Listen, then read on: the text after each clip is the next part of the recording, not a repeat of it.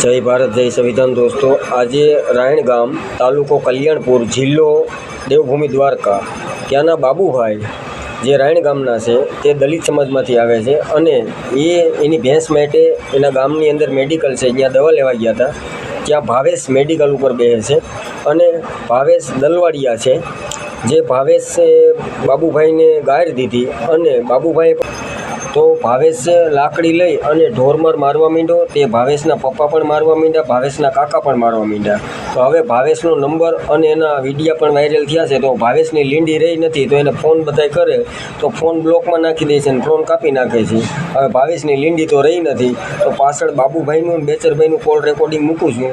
પૂરેપૂરું call recording સાંભળો અને કમેન્ટમાં તમારો વિચાર અમને જરૂર જણાવશો. જય ભારત, જય સંવિધાન. હેલો, જય ભીમભાઈ. જય ભીમભાઈ, બોલો બોલો. કોણ બોલો? હું બાબુભાઈ કારાભાઈ વાસા બોલો. બાબુભાઈ કારાભાઈ વાસદિયા. હા, ગામરા. ગામરા છે. હા, હવે હું શું તું ભાઈ તમારે દલવાડી માથા પર થઈ દવા લેવા ગયો તો દલવાડી કદી સર્વિસ કરી. શું ડિટેલ શું હતી એમાં? ડિટેલ એમાં એવું હતું, મારા ભાઈ ભેંસની મજા નથી ને, ભેંસની મજા નથી તો હું દવા લેવા ગયો હતો. તો ડોક્ટરે ચીઠી લખી દીધી અહીંથી દવા ગામમાં મેડિકલ છે તો આપણે અહીંયાથી જ લઈ લઈએ ને. પછી દવા લેવા ગયો તો મેં ડોક્ટર મેં કહ્યું કે ભાઈ સારી દવા દેજે, 12,000 હું ઉતરી ગયો છું તો એમાં. તો મેં કીધું મેડિકલ તો બોલા છે તો અહીંયા કેમ ના જાઉં છું, મને કે એઠીને ઉતરી જા એમ કહ્યું. એઠીને ઉતરી જા તો તમે ભાઈ એનો બાપ આવ્યો બધું માહિતી બોલશો છો ને તો એનો બાપ કે એના બાપને મેં કહ્યું કે આ તારો છોકરો એમ કહે છે કે એઠીને ઉતરી જાય તો કાંઈ એમ આનું લાયકાત કહેવાય. તો બાપને દેખીને મને મામી ગાળ દીધી. ગાળ દીધી તો પછી આપણે ગાળતા દઈએ ને, મેં પછી ગાળ દીધી મામી. બરોબર. મામી ગાળ દીધી ને તો એનો બાપ પડ્યો ને, બાજુમાં દુકાન જ છે હોટલ, લાકડી લઈને વાહ દેવા જ માંડ્યો. છોકરે કાટલો પકડી રાખ્યો તો એનો ભાઈ બાજુમાં એની દુકાન છે. બે જણે પકડ્યો ને પછી કદી લાકડી મારી લ્યો એ કર્યું. બરોબર. પછી તમે પોલીસ સ્ટેશન ગયા હતા? પછી હું ડાયરેક્ટ ફોન તો ડાયરેક્ટ પોલીસ સ્ટેશનમાં કર્યો હતો મેં કીધું હું ખંભાળી દવા લેવા જાઉં છું. તો કે ખંભાળી દવા લેવા ના જજો ને અહીંયા ભાગ્યા હોય કે. તો પછી અહીંયા સરકારી દવાખાનું છે ને, એમાં દવા લીધી ને ગોળીઓ ઇન્જેક્શન દીધા અને મારા એ મારા કઈ મોબાઈલ થતો નથી. હું આ વિડીયા મોકલી દઉં કે આવી રીતે મને માર પડી માર્યો એટલે ગઢવીને દેવા જ માંડ્યા લ્યો. અને પછી નીકળીને હું અડસઠ ને પછી ફોન કર્યો મેં એ સાહેબને, મેં કહ્યું મારા માટે આવી રીતે કર્યું દલવાડી માર્યું. હા, એ મેટર એ થયું. પછી મેં વિદ્યા આપણે મોકલાવ્યા આવરા કે આપણી સમાજ મેં કીધું આજ આપણા રાણમાં ત્રીજો કેસ છે. મેં કીધું ઓલી ફેરે સીતા વીરણે થઈને માર્યા હતા, આજે ફેર મેં કીધું 3 જણા થઈને માર્યા. એમ તો માણસ ઘણું હતું. મારવામાં 3 જણા હતા? હા, 3 જણા. બે જણે પકડી રાખ્યા ને 1 જણા માર્યો મને. કોણ? મેડિકલ વાળાનું નામ શું? મેડિકલ વાળાનું નામ છે ભાવેશ. ભાવેશ એનું બાપનું નામ છે મોહન મુલા, અશ્વિન મુલા અને પરવીન મુલા. પ્રવીણ કોણ?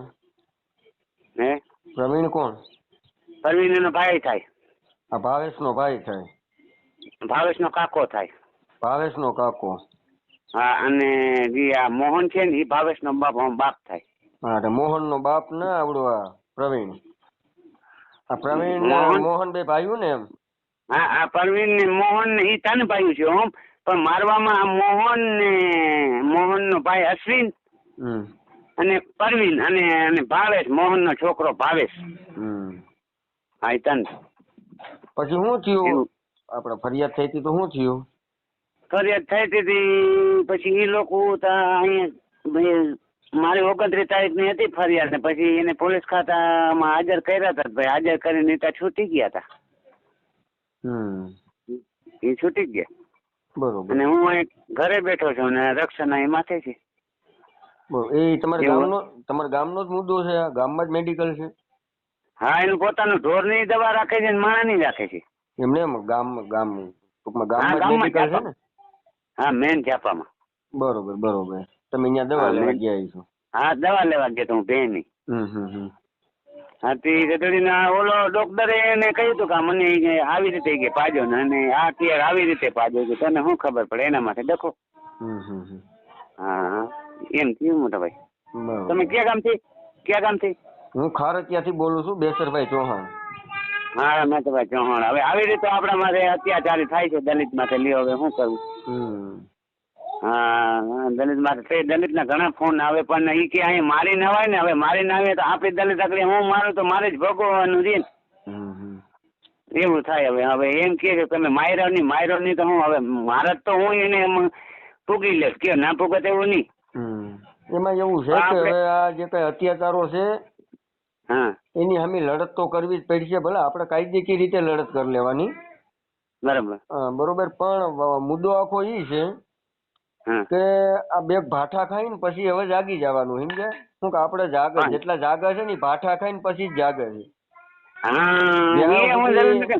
જ્યાં સુધી ઠાઠા નથી ભાંગ્યા ને ત્યાં સુધી તો બીજા જ લાકડા ઘાયલા કર્યા. સમજ્યા?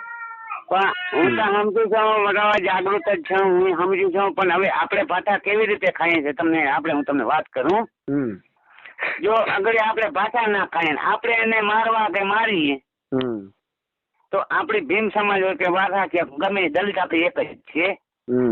બરાબર. અત્યારે આપણને બધા એમ કે ભાઈ અમે બેઠા છે આગળ હું કે ગમે અથવા આપણે એને મારી તો મારું કહેવાનું શું થાય છે આ તમે વિડીયો બધે મોકલેલો છે ઈ કે આ બધાને જાણ દીધી કે આવી રીતે આપણા માથે થાય છે તો આમાં જાગૃત થાવ, જાગો. બરાબર.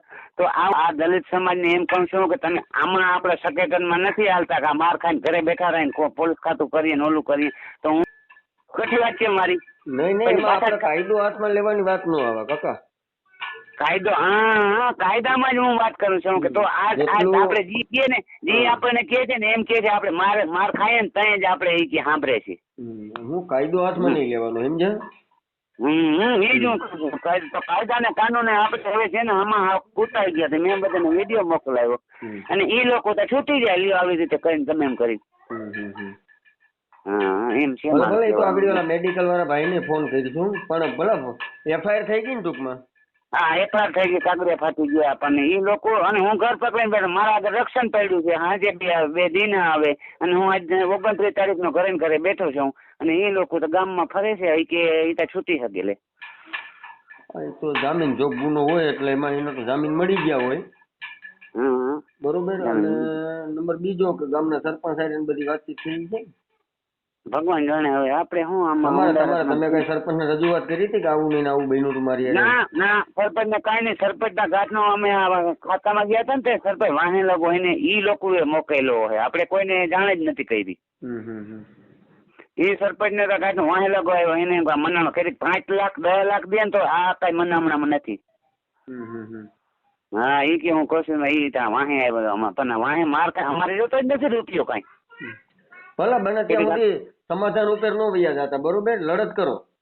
સમાધાન જોતા જ નથી. આપણું આગળ જવું જોઈએ. આપણું જેમ બને ને આ દલિત નું આપણું આગળ જવું જોઈએ. આ લોકો માર ખાય ને આને આપણે આમ કૂટાઈ જાય તો આને માર ખાનો તો સમાધાનમાં આવી જાય તો આપણને નીચા રાખે ને ઊંચા થઈ જાય. નહીં, એટલે હું તો બને ત્યાં સુધી સમાધાન ની પ્રક્રિયા કઈ કરતા નહીં. સમજ્યા? ના, આપણે સમાધાન કરીને શું કરવું છે? નારે ના ભલે હું મેડિકલ વાળા વાત કરી લઉં છું. 8 રૂપિયા જાય છે બરાબર છે. કામે આપણે શું કરવા છે સમાધાન કરી? ઓલું શું છે કે આપણે એક તો માર ખાઈ પાછા 5-5 હજાર દે એટલે આપણે સમાધાન કરીને પાછા બધું રેડી કરી નાખીએ. વાત સાંભળો તમે. 2 આગેવાનો પાછા આમાં તમારી વાતમાં પડ્યા હોય, તમારી હાટુથી 2 આગેવાનો એ ત્યાંના પોલીસ તંત્ર હારે વાતચીત કરી હોય, તમારા ગામના સરપંચ હારે વાતચીત કરી હોય ને ભાઈ જે મેડિકલ વાળો રહ્યો એને થોડું કીધું હોય કે આવું આ કાયદો હાથમાં લેશો તો કાયદો તારા બાપનો છે.